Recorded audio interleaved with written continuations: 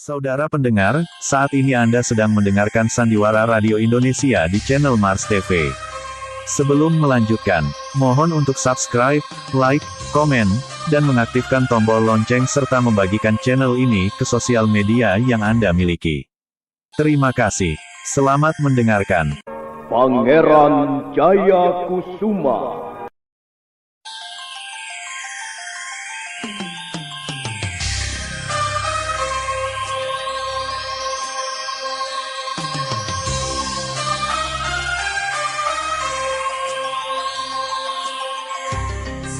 Siapa yang merubah hatiku?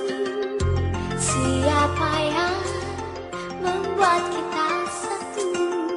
Selalu menyatu, beban kecewa, namun tak ragukan berarti. Siapa yang membuatku pilu kembali datang masa lalu? Semakin jauh gejolak jiwa, benci dan cinta pun menyatu. Kenangan indah pun memudar alam di masa lalu. Walau kita tak berpisah, rasa hati bergelora.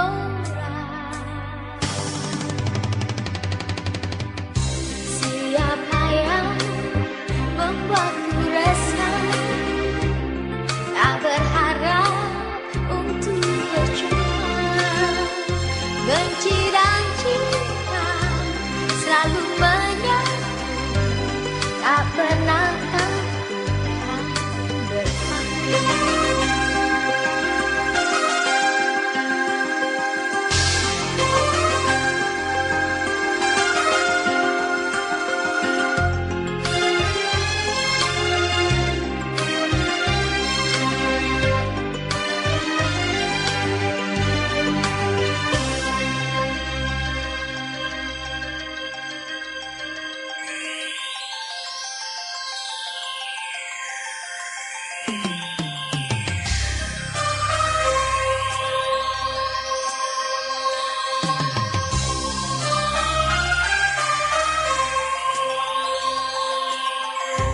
Siapa yang merubah hatiku?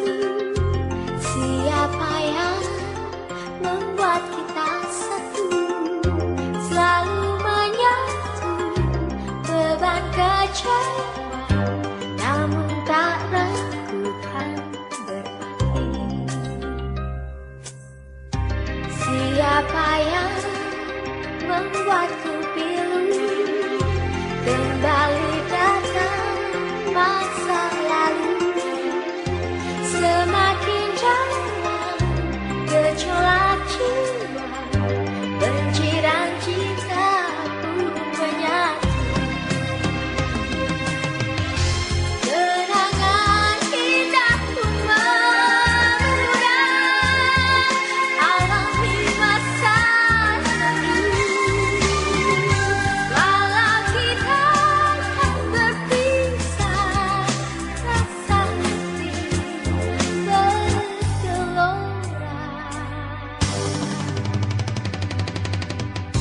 Siapa yang membuatku resah, tak berharap untuk berjumpa.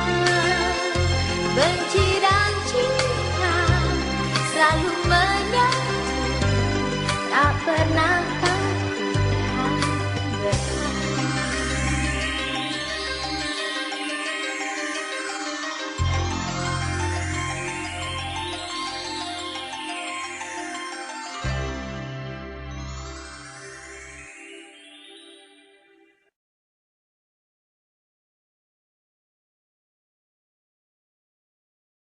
Pangeran Jayakusuma. Kanting ini kukira cukup kuat mendukung tubuhku. Nah, Aku akan mencari di mana letak ruangan Panglima Arya Dipajaya. Dan bagaikan seekor kucing mengintai tikus, gadis itu merayap di atas genting.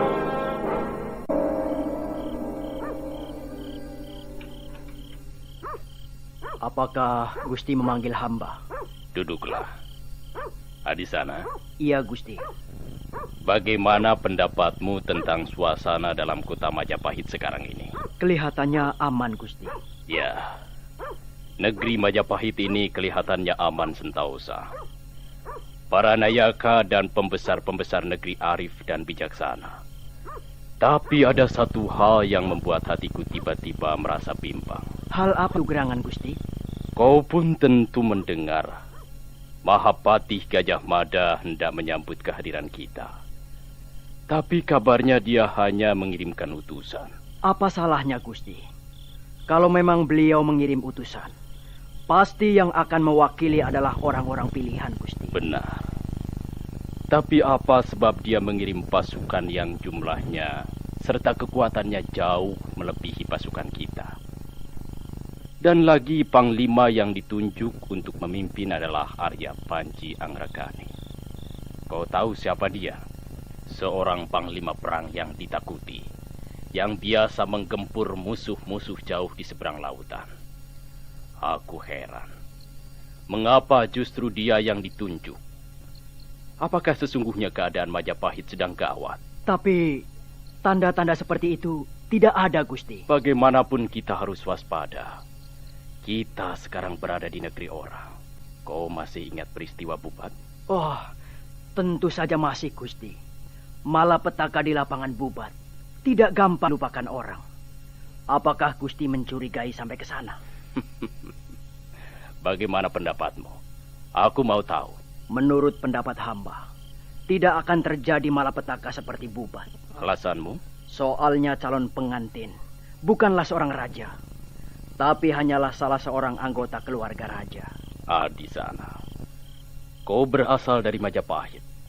Sekalipun sekarang bekerja untuk Singkelo, tentu kau kenal dengan calon pengantin wanita. Hamba mengenalnya, Gusti. Namanya Retno Marlangen. Putri itu konon kabarnya bukan hanya cantik jelita, namun juga berkepandaian tinggi, Gusti. Kabarnya dia menaruh hati pada Pangeran Jayakusuma. Apakah itu benar? Soal itu hamba tidak bisa memastikannya, Gusti. Tapi menurut cerita yang dituturkan dari mulut ke mulut, kabarnya mereka berdua pernah hidup di atas gunung. Mereka tinggal di Padepokan Kapakisan untuk menekuni ilmu warisan sakti Empu Kapakisan. Siapa Empu Kapakisan itu? Empu Kapakisan adalah seorang pendeta. Dulu dia pernah menolong Mapatih Gajah Mada waktu menyerang Bedulu Bali. Iya. Aku mendengar langkah kaki beberapa orang menuju kemari. Kita tidak tahu siapa yang datang, tapi kita harus siap siaga. Siapa di luar? Kami, Tuanku Panglima. Kami siapa? Kami utusan Panglima Arya Panji Anggrakhani. Jangan percaya, Gusti. Suara orang itu agak mencurigakan. Jangan khawatir di sana. Jangan, Gusti. Jangan dibuka pintunya. Aku bukan seorang penakut. Hai, siapa namamu? Nama hamba Panji Wilalu. Untuk apa kalian datang ke Pasanggerahanku malam-malam begini, ha? Apa tidak ada hari esok? Hamba hanya sekedar menjalankan tugas dari atasan. Kau ditugaskan apa? Kami ditugaskan untuk menangkap Panglima Arya Dipajaya. Apa? Kalian datang untuk menangkap aku? Tuanku Panglima, Tuan adalah utusan palsu.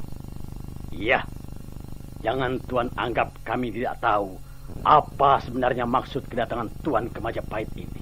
Kami datang untuk menjemput mempelai wanita, seperti yang sudah dijanjikan Mapatih Gajah Mada sendiri. Itu hanya selimut, kedok.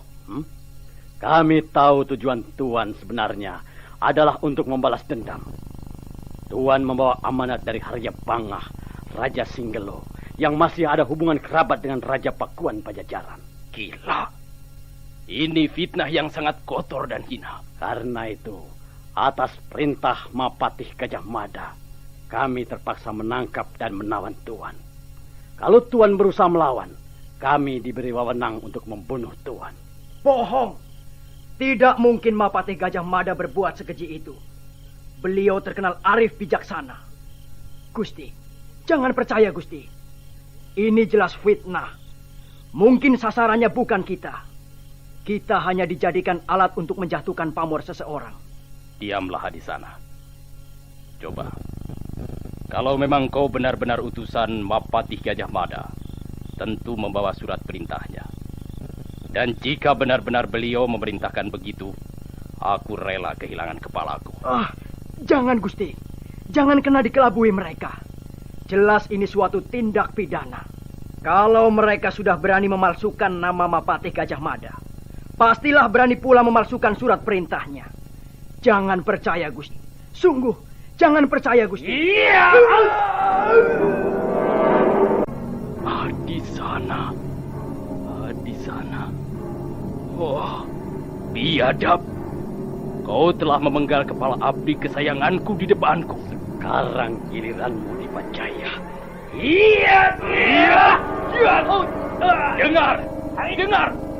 Aku tak akan mengampuni Panji Wilalung. Ayo, jangan diam saja. Sergap dia. Juga prajurit-prajurit yang mengawalnya.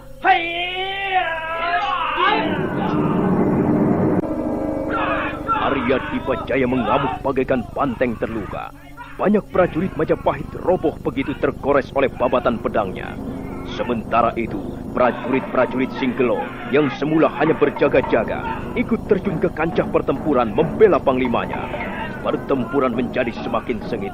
Kilatan-kilatan pedang berkeredep di udara dengan desingan maut yang membangunkan bulu roma. Sementara itu, Dyah Mustika Perwita masih berada di atas genting pesanggerahan. Hebat sekali Panglima Singgelo yang bernama Arya Dipajaya itu. Tapi prajurit-prajuritnya agaknya semakin terdesak. Apakah dia mampu bertahan lebih lama lagi? Dan apakah yang harus kulakukan? Siapakah yang pantas kubela?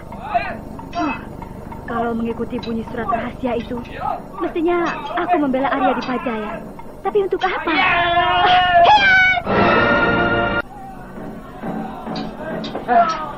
Tidak baik mengintip orang yang sedang berkelahi. Hei, sepertinya aku kenal suaramu. Aku pun segera mengenalmu begitu mendengar suaramu. Bukankah kau gadis gunung yang membunuh Suradipa temanku? Oh, dan kau, bukankah kau Wangsa Tanu? Ya, aku Wangsa Tanu. Kau berada di sini untuk apa, Wangsa Tanu? Kau berada di pihak mana? Panji Wilalung adalah majikanku. Nah, kalau begitu kita berada di pihak yang berbeda. Aku senang bisa bertemu denganmu kembali. Apakah kau sudah siap? Mengapa tidak? Ayo, majulah Wangsa Tanu. Ayo.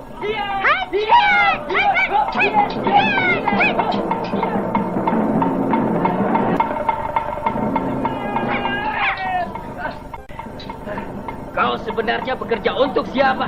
Hei, kucing betina! Aku bekerja untuk diriku sendiri.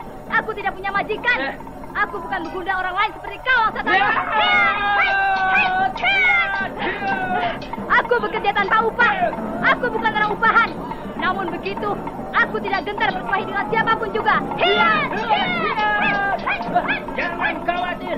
Kali ini aku yang akan mengupahmu dengan sabetan golok ini.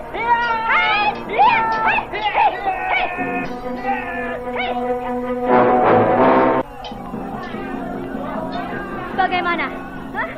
Upah yang kau berikan padaku ternyata tidak cukup layak, Wangsa Tanu. Dan sekarang upah itu kembalikan kepadamu. Terimalah.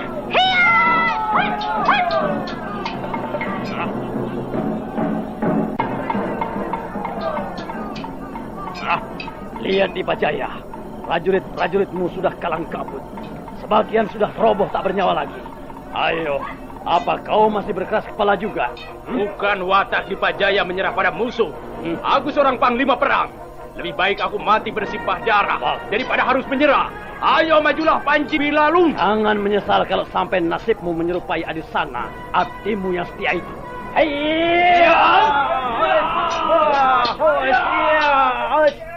Bagus. ternyata kau belum kehilangan gigimu di Pajaya. Tangkisanmu masih bagus, walaupun belum sempurna. Nah, sekarang bersiaplah menghadapi maut di Pajaya. Hayya!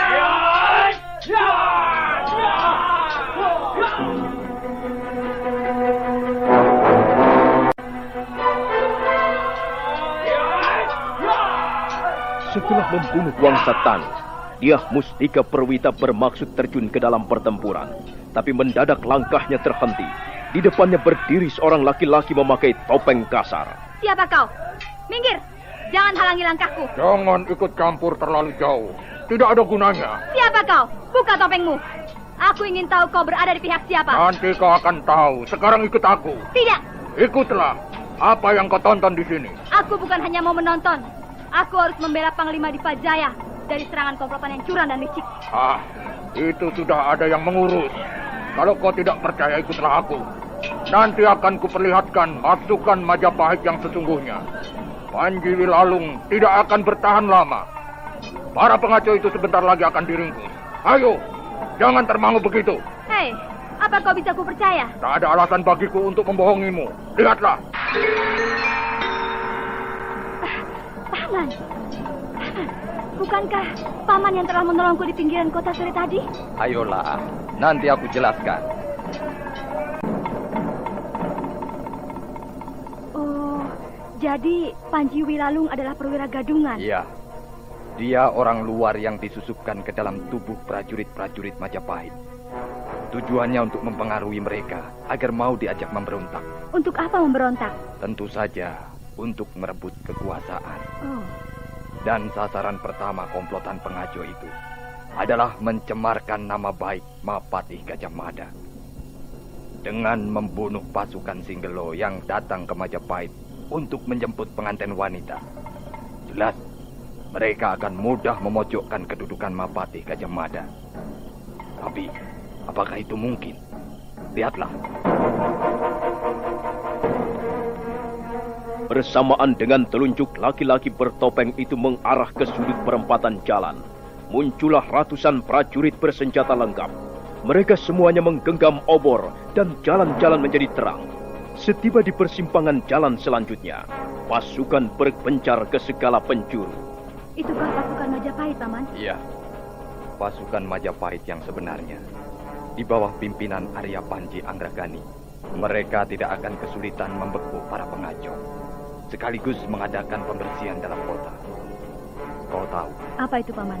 Sekarang ini banyak sekali para pengaco tinggal dalam kota. Mereka berkeliaran ke sana kemari, menyamar sebagai pedagang buah atau tukang gerobak. Dan Paman sendiri? Aku? Apa maksudmu? Bukankah Paman juga sedang dalam penyamaran? Aku tidak percaya Paman adalah seorang petani. Pengetahuan seorang petani tidak akan seluas pengetahuan Paman. Kau gadis yang cerdas. Bukankah benar dugaanku? Siapakah Paman sebenarnya? Nanti kau akan tahu. Sekarang, mari kita segera meninggalkan tempat ini.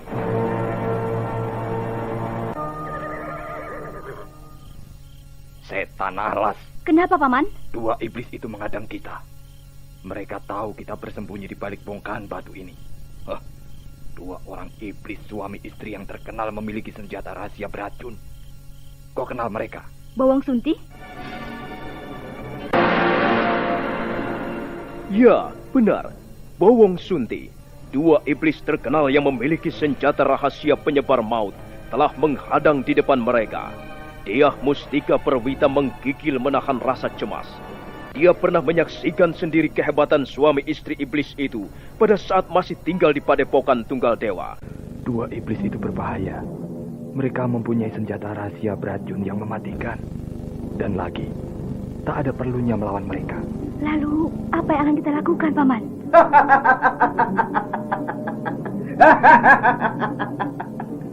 Sunti istriku, apakah akan kita biarkan tikus-tikus busuk yang bersembunyi di balik bongkahan batu besar itu? Kita cincang saja, Kakang. Mereka sudah terang-terangan membantu musuh-musuh kita. Buat apa kita berikan pengampunan? Kalau begitu, bersiap-siaplah. Apakah kau bisa berlari dengan cepat? Maksud Paman? Larilah memasuki hutan yang di sana itu. Sementara aku akan berusaha menghadang mereka. Larilah sekencang-kencangnya. Nanti aku akan menyusul. Akan saya coba, Paman. Tidak ada gunanya kalian bersembunyi. Ya, lebih baik kalian segera keluar dan menyerahkan diri secara baik-baik. Awas kakak! Ya.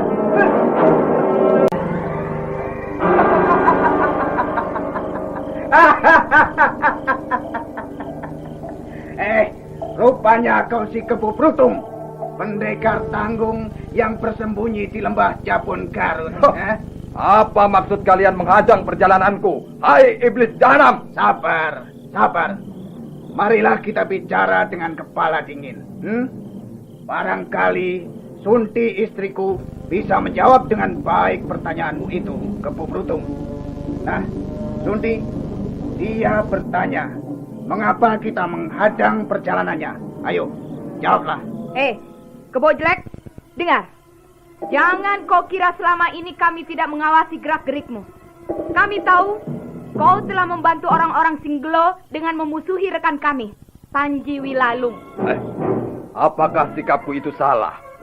Bukankah Panji Wilalung prajurit Majapahit gadungan? Bagaimanapun, dia teman dekat kami. Dan sekarang dia sudah tertangkap, bahkan langsung dihukum mati. Bukankah pantas kalau kami sakit hati? Jadi sekarang kalian berniat membalas dendam, begitu? Minggirlah istriku, biar ku hadapi Kebo tua ini. Kebo Prutung, jangan sekali-kali kau merasa paling jago, hingga dengan seenaknya saja ikut campur urusan orang. Dulu kau pernah ikut mengepung kami bersama Pandan Tunggal Dewa di puncak Welirang, sarang kami. Barangkali kesalahan itu bisa aku ampuni. Tetapi sekarang, jangan harap kau bisa lolos dari sergapan Bowong Sunti.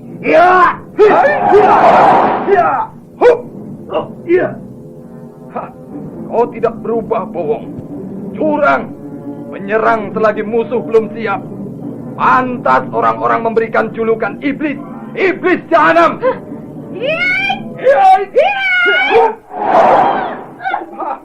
Kau pun sama dengan suamimu. Iblis betina berhati busuk. Kurang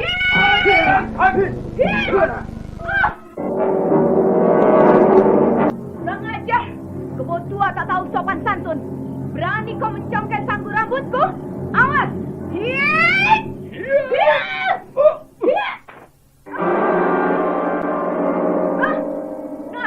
Satu-satu kebo jelek. Mengapa berhenti istriku? Apa perlunya menunggu terlalu lama? Marilah kita serang bersama-sama.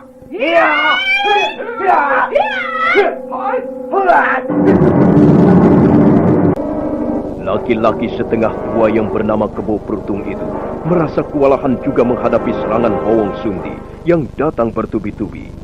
Sementara itu dua iblis yang tahu dirinya berada di atas angin tidak membuang kesempatan.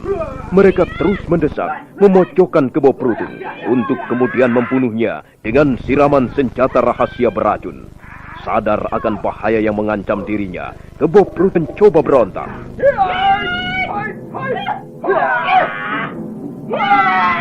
Awas kakak! Kebo tua itu mengamuk! Di sebelah sana, Sunti. Aku tahu. Dia bermaksud kabur. Jangan lari! Berhenti Kebo busuk! Berhenti! Lama sekali paman itu menyusulku. Apakah dia terjebak dalam cengkeraman Bowong Sunti? Kalau begitu, untuk apa menunggu terlalu lama di hutan ini? Lebih baik aku keluar saja. Jangan bicara keras-keras. Mereka berada tak jauh dari tempat sini. Mengapa tidak kita lawan saja, Paman? Apa? Kita lawan saja mereka. Jangan sembrono. Kau boleh menjadi seorang pemberani, tapi jangan berlaku bodoh. Nanti bisa konyol. Bowong Sunti bukan lawan untuk kita. Kalau hanya salah satu di antara mereka, barangkali aku masih bisa mengimbanginya. Tapi, untuk menghadapi kerjasama dua iblis itu, apalagi kalau mereka menggunakan senjata rahasianya, wah, itu berat. Karena itu, kita harus mencari jalan lain agar bisa selamat. Kau tahu, nyawa kita terancam. Nasib kita seperti telur di ujung tanduk. Tapi kan tidak mungkin, Paman. Kita diam di sini terus-menerus. Ya, tentu tidak. Kita harus keluar dari sini dan segera mendapatkan pertolongan. Siapa yang akan menolong kita, Paman? Dengar, tak jauh dari sini. Jika kita bisa menyeberangi hutan kecil ini, kita akan sampai di Padepokan Jabon Garut. Lalu, setelah itu? Ya, kalau sudah sampai di sana, aman. 2 iblis itu tidak bakal berani menjamah kita lagi. Ayo, kita pergi sekarang juga. Hati-hati, jangan menimbulkan suara yang mencurigakan. Belum sempat mereka beranjak dari tempat persembunyiannya, terdengar suara kerosak daun, dan tiba-tiba melayang 2 bayangan manusia ke tanah.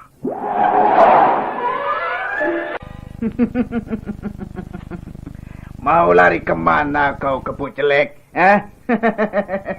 Kebetulan sekali, Kakang. Temannya yang tadi kabur bisa kita babat sekalian. Kau boleh membunuh aku, mencincang aku, tapi jangan sekali-kali menyentuh dia. Apa muka dia, Kebo Tua? Cucu? Apa pedulimu? Bagus, bagus. Rupanya kalian telah memilih dengan tepat sekali tempat ini untuk berlaga mempertaruhkan nyawa kalian. Ya, mereka ingin kita kubur di sini rupanya. Kau sudah siap, Kebo Tua? Kalau kau memaksa juga, akan kulayani, Bowong. Nah, begitulah seharusnya laki-laki jantan. Mengapa tongkat bajamu yang terkenal itu kau simpan saja? Mestinya sejak tadi sudah kau keluarkan. Supaya kami tahu apakah tongkatmu masih bagus atau sudah karatan.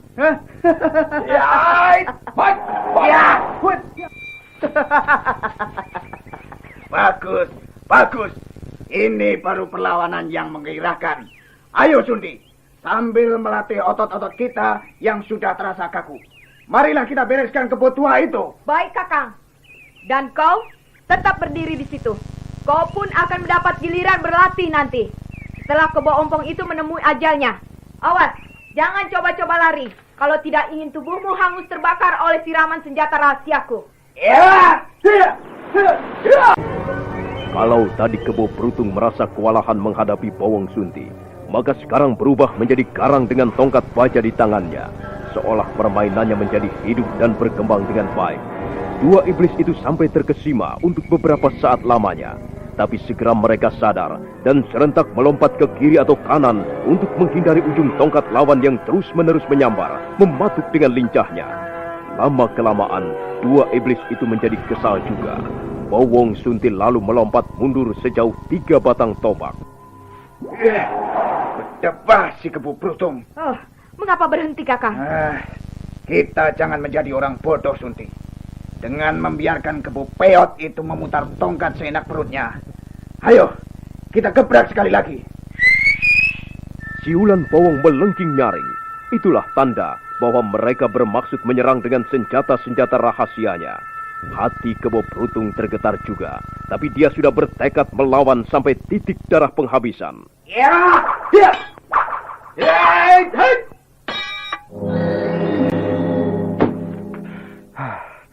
Gila, senjata rahasia iblis itu benar-benar hebat. Luar biasa. Kalau sampai lengah, aku bisa terkubur di hutan ini.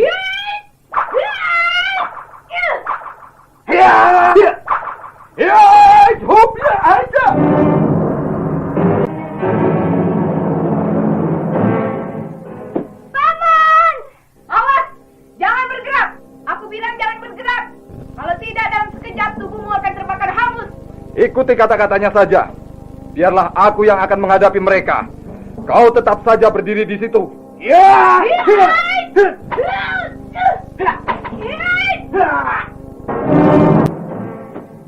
Mundurlah Kebo Brutung. Biarlah aku yang menghadapi mereka. Setan! Siapa kau berani mengganggu kami? Tidak perlu kau mengenalku. Seperti aku pun tidak butuh mengenal siapa kalian. Lalu mengapa kau terus campur urusan kami? Aku hanya tidak senang melihat kalian terlalu bangga akan senjata rahasia beracun itu. Debah, sombong. Kau akan segera mengenal diri kami. Ayo Sudi, tunggu apa lagi? Sunti terkejut karena begitu melakukan serangan, gadis cantik yang menjadi sasarannya, Pangeran Jaya Kusuma. Begitu melakukan serangan, gadis cantik yang menjadi sasarannya sama sekali tidak bergeming, tetap berdiri tegak bagaikan arca batu pualam. Tapi pada saat Sunti melemparkan senjata rahasianya, mendadak sebuah selendang berwarna pelangi berkelebat bagaikan kilat menyambar.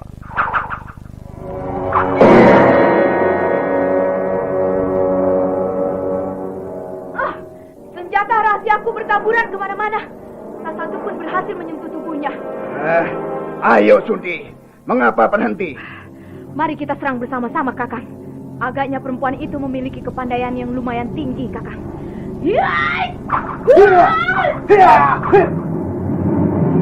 Bowong Sunti menjadi heran bukan kepalang.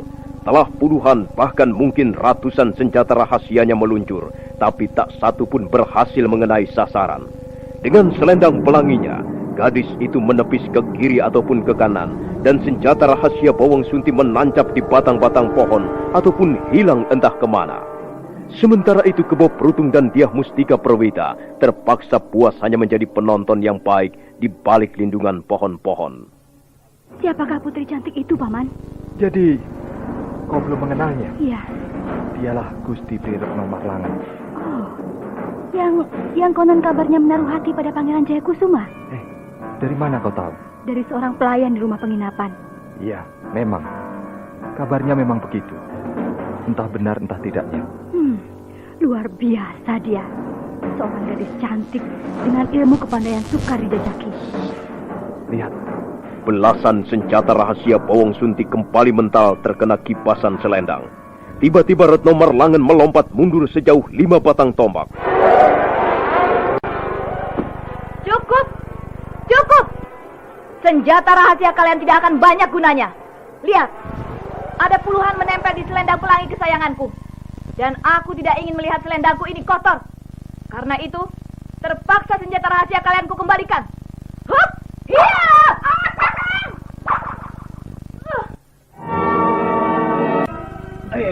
Kenapa Sunti? Mengapa kau menjerit? Lenganku nak, Kakang. Pedih sekali rasanya. Kurang ajar. Siapa perempuan itu? Aku tidak terima. Sudahlah. Kemampuannya memang jauh di atas kita. Tak ada gunanya kita melawan. Bisa mati konyol. Lebih baik kita pergi saja dari tempat ini. Selesai berkata, Bowong dan Sunti melesat pergi. Bayangan mereka lenyap di balik pohon-pohon rindang. Oh, terima kasih Tuan Putri. Kalau saja Tuan Putri tidak datang menolong, entahlah apa jadinya. Barangkali sekarang Kebo Prutung hanya tinggal nama. Sudahlah Kebo Prutung. Aku pun hanya kebetulan melewati hutan ini. Sebenarnya siapa mereka itu? Mereka adalah Bowong Sunti. Sepasang iblis yang terkenal dengan senjata rahasia beracun. Ya, baiklah. Yang penting bahaya sudah lewat.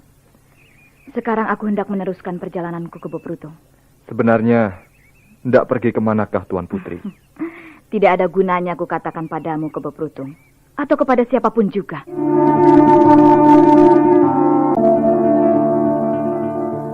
Luar biasa. Ternyata banyak sekali orang-orang berkepandaian tinggi di dunia ini. Aku jadi merasa tidak berarti apa-apa. Suatu saat nanti, di bawah bimbingan seorang guru yang mumpuni, kau pun akan memiliki kemampuan tinggi. Sekarang hendak kemana kita, Paman? Ayolah, ikut aku. Kemana? Akan kuperkenalkan padamu sebuah perguruan yang ternama di negeri ini. Perguruan Jabon Garut. Dyah Mustika Perwita hanya menurut ketika Kebo Prutung membawanya pergi memasuki hutan. Tak lama kemudian, mereka tiba di sebuah dataran yang dikelilingi sungai-sungai kecil. Di sebelah timur, nampak langit mulai kemerah-merahan, pertanda fajar bakal datang. Kini Dyah Mustika Perwita dan Kebo Prutung telah sampai di wilayah perguruan Jabon Garut. Mereka tidak segera masuk. Dyah Mustika Perwita kelihatan agak ragu. Marilah Gusti. Mengapa berhenti? Hati rasa sungkan, Paman. Lebih baik Paman saja yang masuk. Gusti. Marilah masuk. Perguruan Jabon Garut terbuka untuk siapa saja. Ini bukan istana siluman yang menyeramkan. Perguruan Jabon Garut sudah ternama sejak Hayam Wuruk naik tahta Majapahit. Letaknya di sebuah dataran yang dikelilingi sungai-sungai kecil. Pemandangan dari atas begitu indah. Di sebelah timur nampak puncak Gunung Anjasmara menjulang ke langit biru. Rangga Permana segera membawa Dyah Mustika Perwita ke sebuah bangunan indah. Di belakangnya, Kebo Prutung berjalan terbungkuk. Nah, selamat datang di perguruan Jabon Garut, anak manis. Saya mengucapkan terima kasih atas sambutannya Rama ini. Ketahuilah, Paman. Dia bernama Dyah Mustika Perwita. Oh, dari mana Tuan tahu? Jangan panggil Tuan. Panggillah aku dengan sebutan Paman. Kiranya lebih akrab, bukan? Kau setuju? Dari mana Paman Rangga tahu nama saya? Bukan hanya namamu yang ku ketahui, tapi lebih banyak lagi. Kau adalah putri Raja Pajajaran yang berhasil diselamatkan Kakang Pandan Tunggal Dewa semenjak perang Bubat. Anak manis, sebenarnya lah hatimu sangat mulia. Karena sekalipun kau sadar keturunan seorang raja besar, tapi kau tidak menjadi silau oleh penghargaan. Saya memang tidak menyukai tata cara sembah menyembah begitu, Paman. Sudah lama saya tidak mengenalnya. Maklum, selama ini saya tinggal di atas gunung. Siapa itu, Paman? Apakah Lukita Wardani yang berlari-lari kemari? Agaknya benar, Gusti. Kukira siapa? Rupanya kau yang datang, Lukita Wardani. Maaf, Ayahanda. Saya terlambat menjalankan tugas. Ya. Panji Walilung berhasil diringkus dan langsung dihukum mati. Panglima Anggragani sendiri yang melaksanakan hukuman itu. Lalu bagaimana dengan Arya Dipajaya? Panglima Dipajaya terluka parah dan tidak bisa diselamatkan lagi. Jagat Dewa Batara. Jadi kali ini pun Majapahit meminta korban. Memang busuk. Banyak prajurit gadungan, musuh-musuh dalam selimut, dan para penjahat negara yang tidak segan menghalalkan segala cara. Lalu apakah Panglima Panji Anggragani sudah mengadakan pembersihan? Sudah, Ayahanda. Semua prajurit gadungan berhasil diringkus, dan komplotan para penjahat berhasil digulung, walaupun banyak juga yang berhasil meloloskan diri. Saya sendiri membawa 2 orang tawanan. Coba bawalah kemari. Baik, Ayahanda. Nah, inilah mereka, Ayahanda. Bagus, bagus.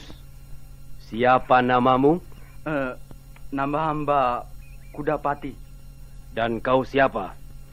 Pahana, Gusti. Kau tahu apa sebabnya dibawa kemari? Tidak, Gusti. Hamba tidak tahu apa kesalahan yang telah hamba perbuat terhadap Gusti. Kalian tidak bersalah apa-apa terhadapku. Kau dibawa kemari hanya untuk menjawab pertanyaan. Kalian ini berdiri di bawah bendera apa? Kami sebenarnya hanya ikut-ikutan, Gusti. Tujuan kami hanya mencari sesuap nasi seteguk air. Berani kau berkata begitu di hadapanku? Aku bertanya siapa yang berdiri di belakang kalian? Jawab. Raja Wengker, Gusti. Nah, Raja Wengker. Apa tujuannya membuat huru-hara ini? Raja Wengker mencoba menggalang kekuatan untuk mengadakan pemberontakan, Gusti. Terhadap siapa? Terhadap Majapahit. Dan setelah itu apa yang mau dilakukan? Raja Wengker ingin membentuk pemerintahan baru. Untuk itu dia sudah memilih orang-orang yang bisa dipercaya untuk membantu. Termasuk kalian? Dikira mudah membangun pemerintahan yang bersih dan berwibawa. Kalau memang Raja Wengker bermaksud membangun negara di atas landasan yang benar, mengapa harus mengumpulkan para penjahat untuk membantu usahanya? Kebo Prutung. Iya, Gusti. Kau sajalah yang menyelesaikan perkara dua orang ini. Kalau perlu, patahkan tulang-tulangnya. Musnahkan ilmu kepandaiannya. Oh, jangan Gusti. Ampun. Kami merampok, membega, dan membunuh karena terpaksa. Sekarang kau meratap di hadapanku. Apakah kau juga akan mendengarkan ratap tangis mereka yang akan kau jadikan korban kejahatanmu? Percayalah Gusti, kami sudah menyesali perbuatan kami di masa lalu. Janganlah kami disiksa. Untuk itu, kami bersedia membuka sebuah rahasia. Rahasia apa? Beberapa hari yang lalu, kami bertemu dengan seorang pangeran. Pimpinan tertinggi kami memberi tugas pada kami untuk menyongsongnya. Sebab pimpinan kami membutuhkan bantuan tenaga serta kepandaiannya. Kalau rencana tidak berubah, seluruh pendekar golongan kami akan mengadakan pertemuan besar di dekat pantai. Pangeran muda itu juga diharapkan kehadirannya. Maksudmu Pangeran Jayakusuma? Iya, benar Gusti. Memang dialah yang kami maksudkan. Pangeran Jayakusuma. Kalau rencananya tidak berubah nanti, tepat pada hari bulan purnama penuh, pertemuan itu akan diselenggarakan. Barangkali Gusti berminat untuk menghadirinya. Goblok! Tidak tahukah kalian siapa beliau ini? Nah, dengar baik-baik. Buka telingamu baik-baik. Gusti Rangga Permana ini adalah putra sulung Sang Mantri Mukya, Mahapatih Gajah Mada. Mata dua tawan itu terbelalak lebar. Bagaikan petir menyambar, mereka kelihatan terkejut. Tapi yang lebih terkejut adalah Dyah Mustika Perwida. Sesaat lamanya dia tercekam oleh suasana yang sulit untuk digambarkan. Untuk menyembunyikan gejolak hatinya, dia menundukkan kepalanya dalam-dalam. Tapi sudut matanya sempat melirik ke arah Rangga Permana ketika suara berat laki-laki perkasa itu terdengar. Orang-orang macam kalian ini tiada berguna sama sekali. Kalaupun kalian masih hidup, pekerjaan kalian hanyalah mencari keuntungan diri sendiri. Dan untuk itu kalian tak segan-segan merampok, merampas, menyamun, juga membakari rumah-rumah penduduk desa, menculik bayi-bayi, menyiksa anak-anak, bahkan membunuh ataupun memperkosa kehormatan wanita. Apakah hukuman yang paling pantas untuk orang-orang macam begitu? Ampun Gusti. Ampunilah kami Gusti. Iya, Gusti, hamba masih ingin hidup. Diam! Laki-laki tak punya harga diri. Dasar monyet busuk. Iya. Kami ini memang monyet busuk. Kambing buduk. Kami tak berharga lagi. Kebo Plutung, seret mereka ke halaman. Baik Gusti. Ayo, keluar. Ayo keluar kataku. Kami mau diapakan Gusti? Jangan banyak bertanya. Tentu saja kami akan menghukum setimpal dengan perbuatan-perbuatanmu. Kebo Plutung mendorong dua tawanan itu keluar dari ruangan tengah.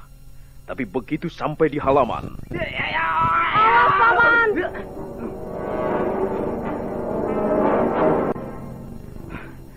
Oh, jadi kau mau melawan kami, begitu? Ayo, bunuhlah kami. Bunuh sekarang juga. Kami tidak getar menghadang maut. Ayo.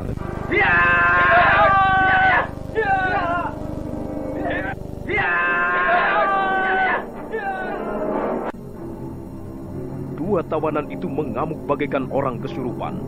Kebo Plutung menjadi repot melawan dua orang yang sedang kalap karena putus asa.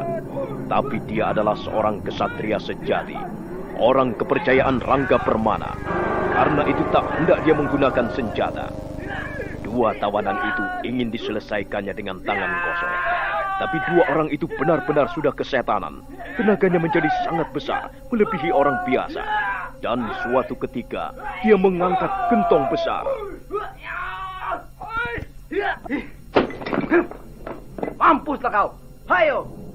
Tunggu apa lagi? Bunuhlah kami. Ya, kami orang tak berguna lagi. Buat apa dibiarkan hidup? Ayo, bunuhlah kami. Bunuh. Minggirlah Paman Kebo Plutung. Baik Gusti Putri. Jadi kalian tidak mau tunduk? Tidak mau menyerah? Menyerah? Menyerah pada siapa? Aku akan menyerah kalau sudah berkalang tanah. Awas kau, Han. Ku cekik lehermu sampai mampus, Han. Sampai mampus. Lihat! Aduh.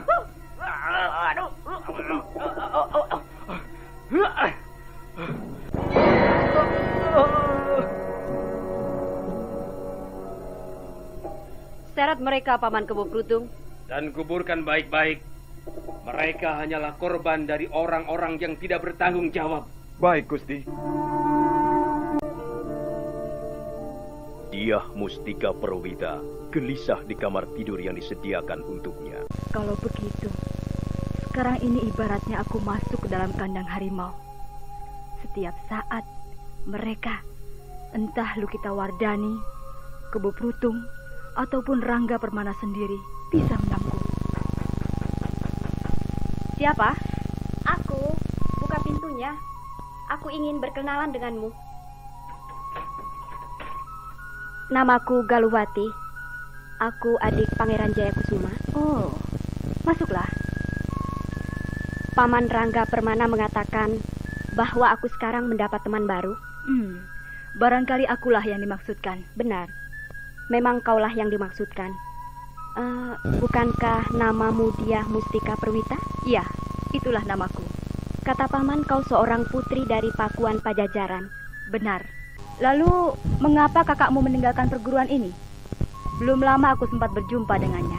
Kau berjumpa dengan kakakku? Iya. Di mana?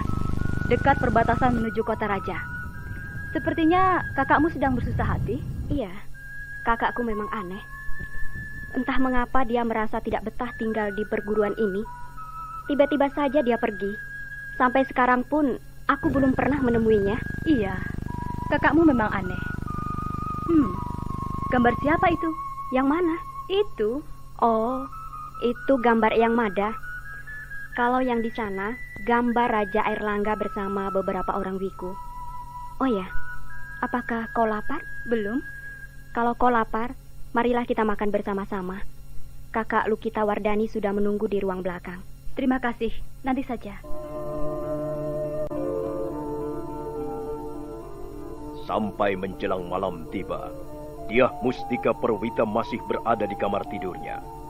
Pikirannya menerawang jauh. Hatinya berontak setiap ingatannya melayang ke peristiwa berdarah di lapangan Bubat.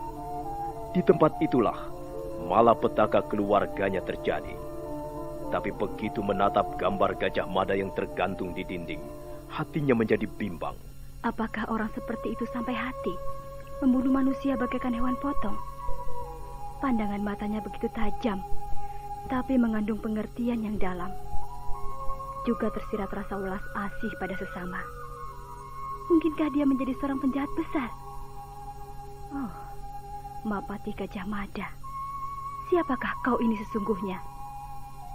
Tapi tidak. Aku tidak boleh lemah. Jiwaku harus kuat dan pendirianku tidak boleh tergoyahkan.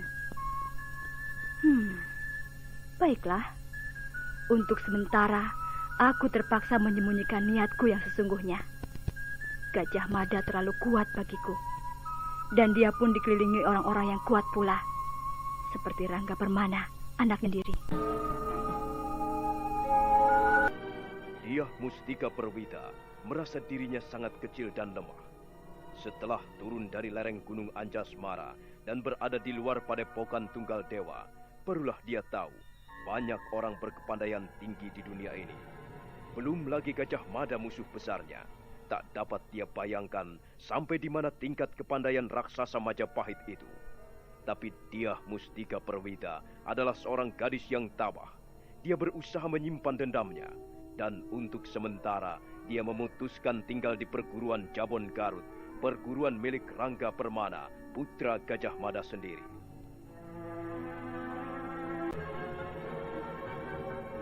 Perguruan yang usianya lebih setengah abad itu memang ternama di zamannya. Disitulah dicari bibit-bibit para kesatria yang nantinya bisa diandalkan menjadi para pengayom kaula Majapahit. Berbicara tentang perguruan Jabon Garut, hampir tak dapat dipisahkan dengan kehadiran seorang siswa yang kelak ternyata namanya mencuat di antara para pendekar pilih tanding. Kisahnya dimulai 4 tahun yang silam. Waktu itu senja telah turun dan malam mulai datang menggerayangi isi bumi. Perguruan Jabon Garut nampak lengang. Mendadak suasana lengang itu pecah oleh derap 2 ekor kuda memasuki halaman.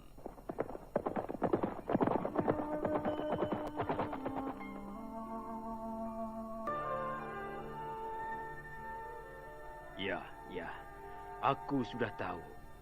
Ayahanda Gajah Mada sudah berkirim surat dan menjelaskan persoalan ini. Anggir Pangeran. Ya, Paman. Tahukah Anggir Pangeran, mengapa Ramanda Prabu mengirim Angger ke perguruan Jabon Garut ini? Ramanda Prabu mengharapkan saya bisa belajar banyak dari Paman Rangga Permana. Bukan aku langsung yang akan mendidik Angger. Di perguruan ini ada beberapa orang tenaga pengajar. Dan untuk Angger, akan kupilihkan yang paling tepat dan paling baik. Terserah Paman saja. Saya menurut. Bagus. Begitulah suatu permulaan yang baik dari seorang siswa perguruan. Menurut dan menurut tanpa membantah.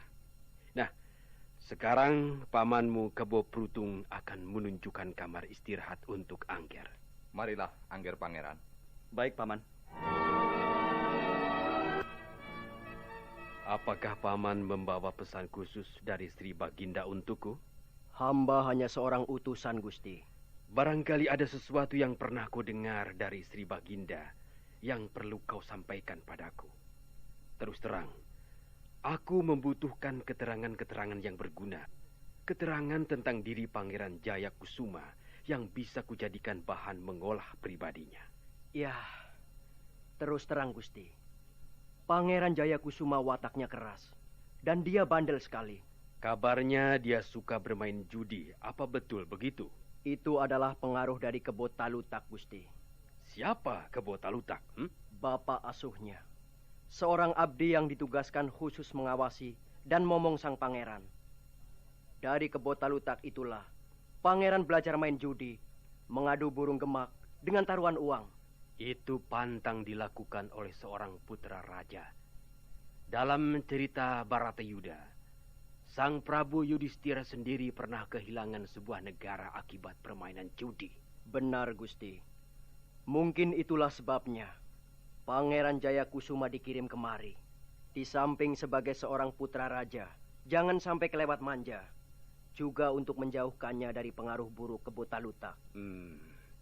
Masih ada lagi yang perlu kau sampaikan sehubungan dengan Angger Jaya Kusuma? Sri Baginda berpesan agar dicarikan guru yang cocok untuk pangeran. Guru yang keras dan tegas. Aku sudah tahu siapa orangnya. Dia bekas murid Panji Angilo. Panji Angilo pendekar besar zaman Sang Prabu Brawijaya membangun kerajaan baru? Iya. Nama bekas muridnya itu Pangelet. Kukira hanya dialah yang paling cocok menangani Angger Pangeran. Bagaimana menurut pendapat Paman? Gusti lebih paham.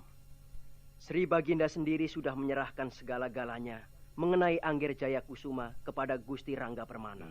Baiklah. Seekor harimau akan mempunyai keturunan harimau pula.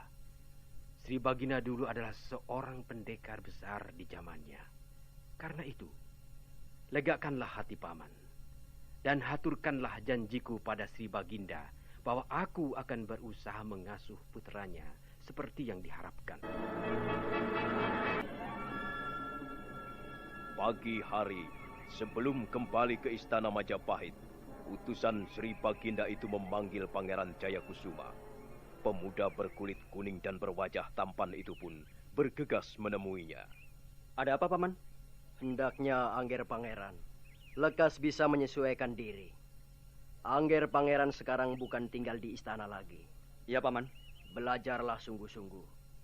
Taatilah semua perintah guru pembimbing. Sekalipun Angger adalah putra seorang raja besar. Namun kedudukan Angger di perguruan ini adalah seorang murid.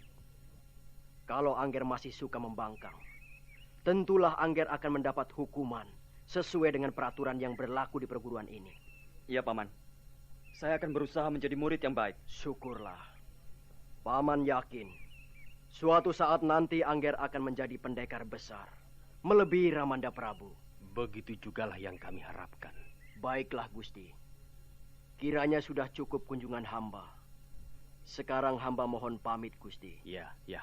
Selamat jalan, Paman.